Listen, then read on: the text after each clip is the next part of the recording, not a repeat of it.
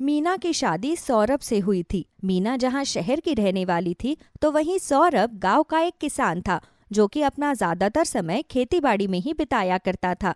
एक दिन मीना अपने पति सौरभ के लिए खाना लेकर खेत में जाती है और सौरभ ने उसे देखकर कहा, मैं जानता हूं मीना कि तुम्हें शहर में किसी घर में शादी करनी चाहिए थी।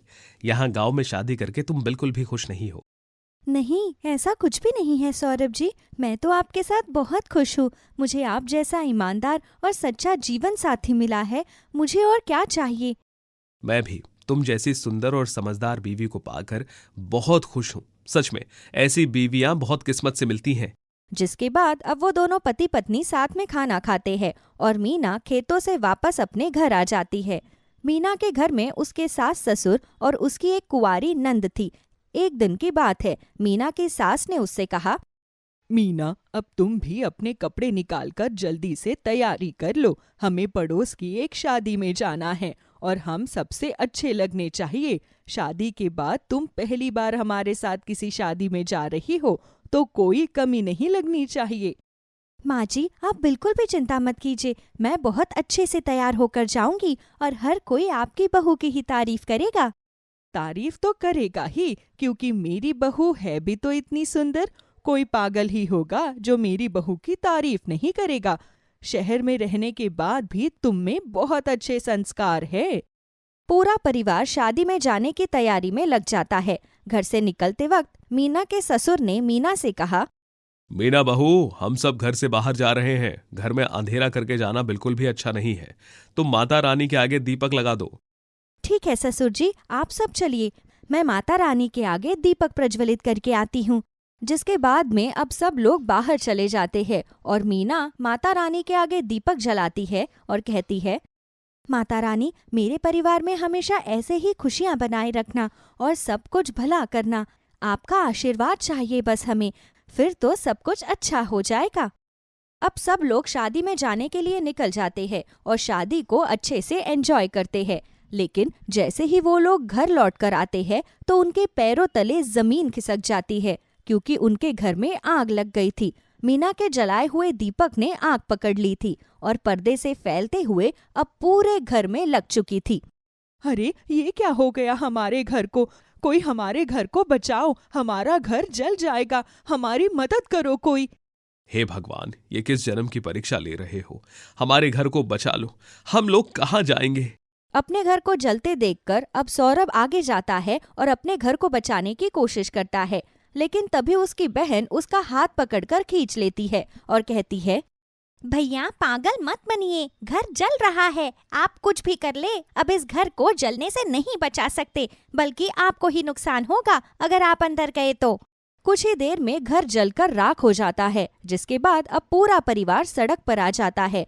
उन्हें कुछ भी समझ में नहीं आता कि वो क्या करे। वो गांव में कई लोगों से मदद मांगते हैं, लेकिन कोई भी उनकी मदद करने को तैयार नहीं था। सभी अपने खेतों के पास बैठकर रो रहे थे और सास ने कहा, गांव के जमींदार भी बाहर गए हुए हैं, वरना हम उनके पास जाकर उनसे कुछ मदद मांग लेते। ये सब मेरी गलती है। ना मैं बहू को जोत जलाने के लिए कहता और ना ही पर्दे के द्वारा आग पूरे घर में फैलती। नहीं, ये सब मेरी गलती है। मैंने अगर कम घी डाला होता तो शायद ये ना होता। मेरी वजह से सब कुछ तबाह हो गया। अब आप सब लोग अपने आप को दोष देना बंद करो, क्योंकि दोष देने से कुछ भी ठीक नहीं हो जाएगा। हम सबको मिलकर इस समस्या का समाधान करना होगा, तभी कुछ हो सकता है। अब सौरभ अपनी कुल्हाड़ी उठाकर पास ही के एक पेड़ को काट देता है और कुछ लकड़ियां उठाकर लाता है और अपने खेतों के पास ही लकड़ियां गाड़ कर रहने के लिए ठिकाना बना देता है। आज से हम यहीं रहेंगे। ये आप कैसी बातें कर रहे हैं जी? अब हम खेतों में रहेंगे क्या? तो तुम ही बताओ मीना, क्या करें? हमारे पास रहने के लिए कोई जगह नहीं है, इसीलिए अब हम खेतों में ही रहेंगे और खेतों में ही अपना खाना बनाकर खाएंगे। सबको सौरभ की बात ठीक लगती है, क्योंकि अब उनके पास में कोई भी रास्ता नहीं बचा था। इसलिए सब लोग अब उसी झोपड़ी में सो जाते हैं।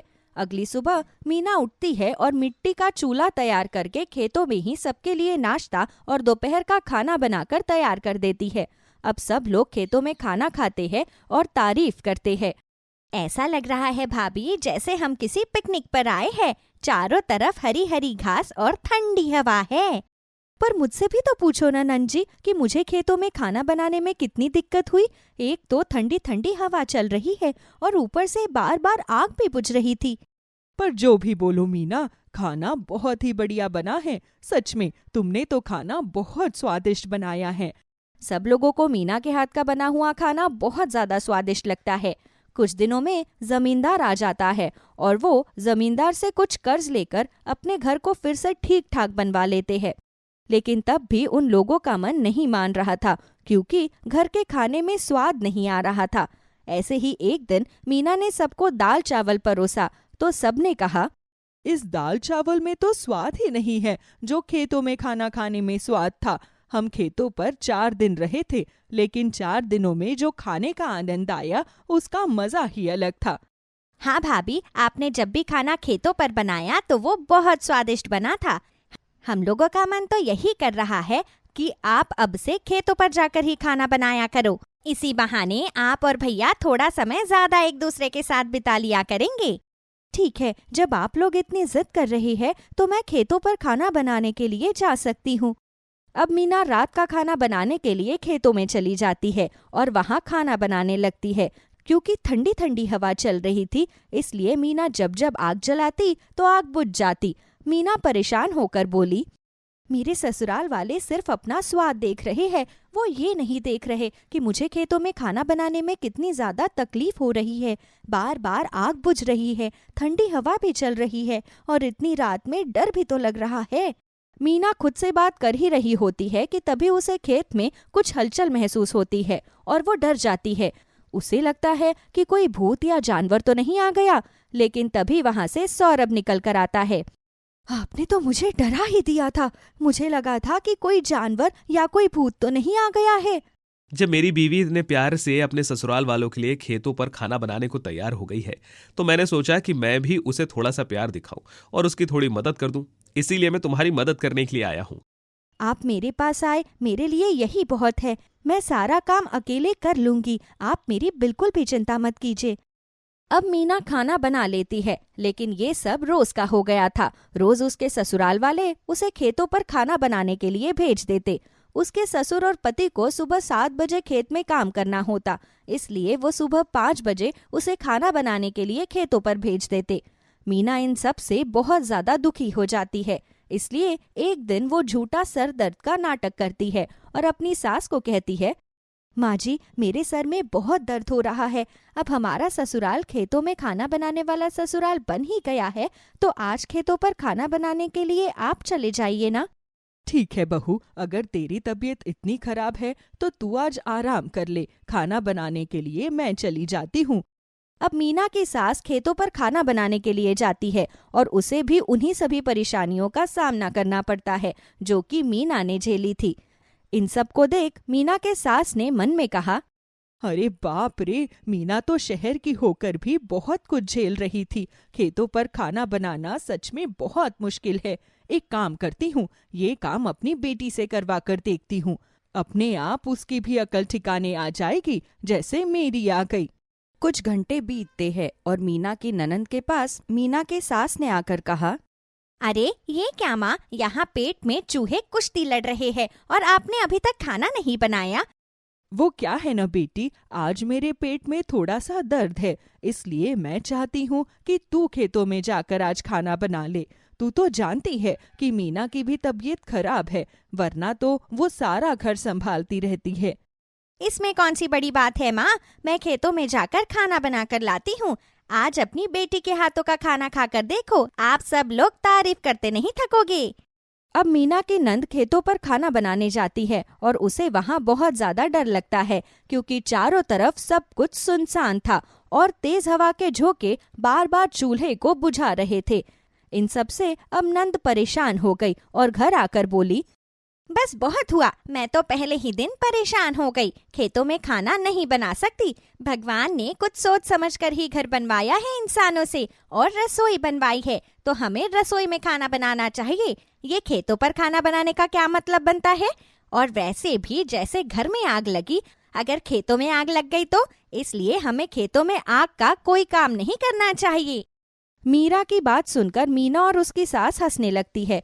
कुछ ही देर में सौरभ और ससुर भी आ जाते हैं, जिसके बाद मीना, उसकी नंद और सास मिलकर घर पर ही खाना बनाती है और सब लोगों को वो खाना भी उतना ही पसंद आता है जितना खेतों पर बना हुआ खाना पसंद आ रहा था। वो लोग समझ गए थे कि ये प्यार से बनाने की और खाने की बात है, फर्क नहीं पड़ता कि खाना किस जगह पर बनाया जा रहा है। और सौरभ ने कहा, ये तो बहुत अच्छा हुआ कि आप सब लोगों ने फिर से घर में खाना बनाना शुरू कर दिया, वरना आप लोग खेतों पर इतनी गंदगी करते थे कि सफाई करने में हमें दिक्कत होती थी।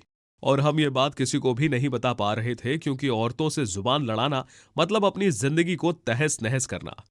अच्छा जी, बहुत बोलने लगे हो आप। हमें इतना परेशान करोगे तो हम जानबूझकर वापस बीमार होने का नाटक करेंगे और फिर खाना बनाने के लिए आपको जाना पड़ेगा। और वो भी खेतों में, क्योंकि मेरा ससुराल तो खेतों में खाना बनाने वाला ससुराल है ना। क्यों, सही बोला ना मैंने? मीना की बात सुनकर सब लोग जोर जोर से हंसने लगते हैं। अब मीना को ये बात समझ में आ जाती है कि उसके परिवार वाले सच में बहुत अच्छे हैं और वो हमेशा अपने परिवार वालों के साथ वही व्यवहार रखती है। कविता अपनी 5 बेटियों के साथ सोनपुर नाम के एक छोटे से गांव में रहती थी। उसका पति कुछ समय पहले एक कंस्ट्रक्शन साइट पर काम करता था। तभी एक दिन काम करते हुए उसका पैर तीसरी मंजिल से फिसल गया और वो जमीन पर आ गिरा, जिस कारण उसे बहुत चोट भी आई। गिरने के वजह से वो चलने फिरने को मोहताज हो गया और अपाहिज हो गया, जिसके बाद घर की सारी जिम्मेदारी कविता के कंधों पर आ गई। माँ, मुझे बहुत जोर से भूख लग रही है। कल रात को भी हमने कुछ नहीं खाया, क्या अब भी हमें कुछ खाने को नहीं मिलेगा? हाँ माँ, हमने कल दोपहर में बस थोड़ी सी खिचड़ी खाई थी, उसके बाद से हमें कुछ भी खाने को नहीं मिला। पहले तो तुम्हारी मालकिन हमारे लिए कुछ खाने को दे देती थी, लेकिन अब तो वो भी हमारे खाने के लिए कुछ नहीं देती। बेटा, पहले मालिक की माँ हमारे हालात देखकर हमें खाने के लिए दे देती थी, लेकिन अब तो वो भी चल बसी है और मालकिन बहुत ही कठोर स्वभाव की है। उनके घर में अब अगर खाना बच भी जाता है तो वो बाहर जानवरों को खाने के लिए डाल देती है, लेकिन मुझे नहीं देती। पता नहीं भगवान ने हमें इतना गरीब क्यों बनाया, क्यों भगवान ने हमें ऐसे दिन दिखाए। इसमें भगवान की नहीं बल्कि मेरी गलती है कविता। अगर उस दिन मैं ठीक से ध्यान लगाकर काम कर रहा होता तो मेरे साथ वो हादसा होता ही नहीं।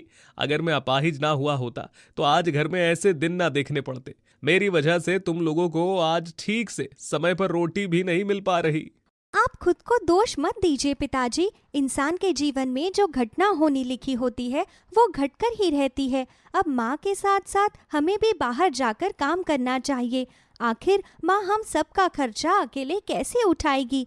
लेकिन नेहा दीदी, हम सब तो अभी बहुत छोटे हैं, हमें भला कौन काम पर रखेगा? हाँ नेहा दीदी, पता है ना, जब हम पिछली बार काम ढूंढने के लिए गए थे तो उन लोगों ने कहा था कि तुम्हारे माता पिता तुमसे इतनी छोटी उम्र में काम करवाते हैं, हम उनकी पुलिस में कंप्लेंट कर देंगे। अगर हम फिर से काम ढूंढने गए और उन लोगों ने मम्मी पापा के खिलाफ कोई कंप्लेंट कर दी, तब हम क्या करेंगे?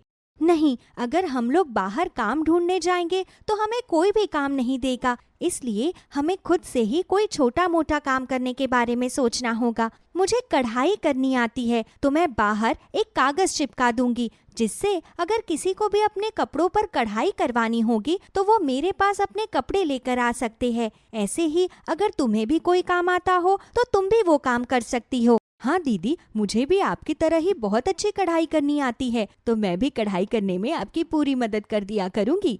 नेहा दीदी, मुझे कढ़ाई करना तो नहीं आती, लेकिन एक बार हमारे स्कूल में चित्रकला वाले आए थे तो उन्होंने हमें बहुत सारी सुंदर सुंदर चीजें बनाने सिखाई थी, जिन्हें हम घर की साज सजावट में इस्तेमाल कर सकते हैं। मैं कागज से बहुत सुंदर सुंदर चीजें बना सकती हूँ। इस काम में तो मैं भी आपकी मदद कर सकती हूँ ईशा दीदी। आप सबको तो इतना कुछ करना आता है, लेकिन मुझे तो कुछ भी करना नहीं आता। मैं भी आप सबकी मदद करना चाहती हूँ, लेकिन मैं आप सबकी मदद कैसे कर पाऊंगी? कोई बात नहीं पिंकी, तुम्हें चिंता करने की कोई जरूरत नहीं है। और अभी तो तुम बहुत छोटी हो, तो तुम अभी अपनी पढ़ाई पर ध्यान दो। तुम्हें काम की चिंता करने की कोई जरूरत नहीं है। हम चारों मिलकर सब कुछ संभाल लेंगे। हमारी छोटी छोटी बच्चियाँ कितनी समझदार हो गई है, लेकिन बेटा, मैं नहीं चाहती कि इस कामकाज की वजह से तुम्हारी पढ़ाई में कोई भी परेशानी आए। मैं चाहती हूँ कि तुम लोग पढ़ लिख कर खूब कामयाब बनो, इसलिए इस वक्त सारा ध्यान तुम्हें अपनी पढ़ाई पर देना चाहिए।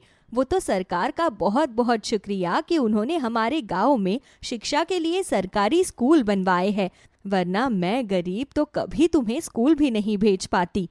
अरे माँ, तुम ऐसा मत सोचो। और पढ़ाई कौन सी दिन रात करते हैं? पढ़ाई करने के बाद भी हमारे पास बहुत समय बचता है, तो हम उसी समय का इस्तेमाल करके कुछ काम ही कर लेंगे।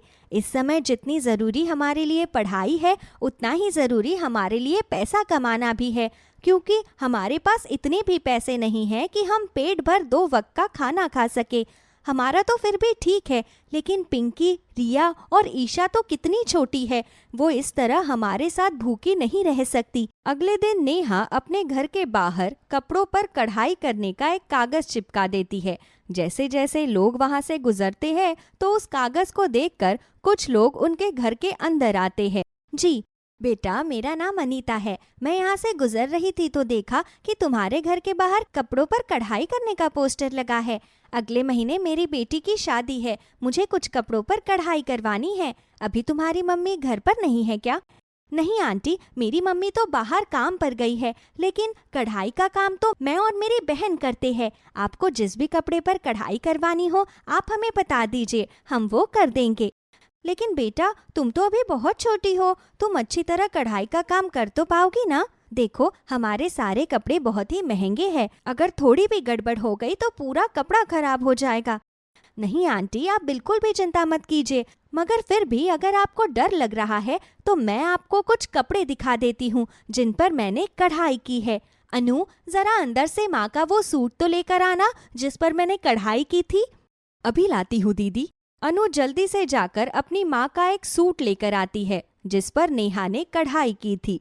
नेहा सूट पर की हुई कढ़ाई को उस औरत को दिखाती है तो वो औरत उसे देखती ही रह जाती है। अरे वाह, तुमने तो बहुत ही अच्छी कढ़ाई की है। इतनी अच्छी कढ़ाई तो बुटीक के काम करने वाली लड़कियां भी नहीं कर पाती। अब तो मैं सारे कपड़ों पर तुमसे ही कढ़ाई करवाऊंगी। लेकिन तुम एक सूट के कितने पैसे लोगी, मुझे बता दो। आप मुझे एक सूट के 200 रुपए दे देना आंटी, बाकी मैं आपका सारा काम समय पर पूरा कर दूंगी।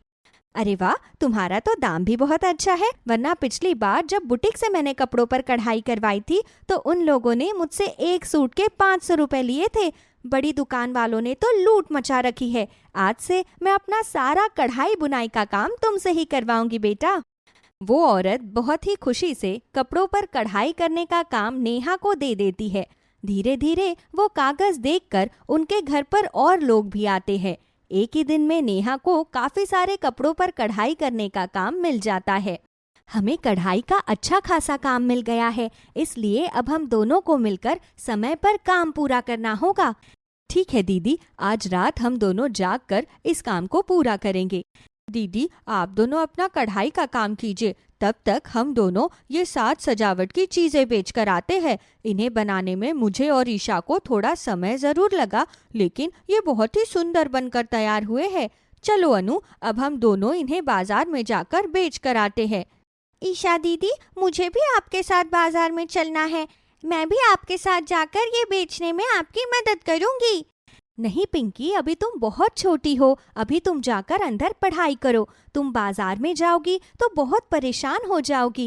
नहीं दीदी, आप मुझे कुछ भी नहीं करने देती। अगर आपने मुझे बाजार में नहीं जाने दिया तो मैं बहुत रोऊंगी। मुझे भी ईशा दीदी और अनु दीदी के साथ बाजार में जाना है, मुझे भी उनके साथ काम करना है।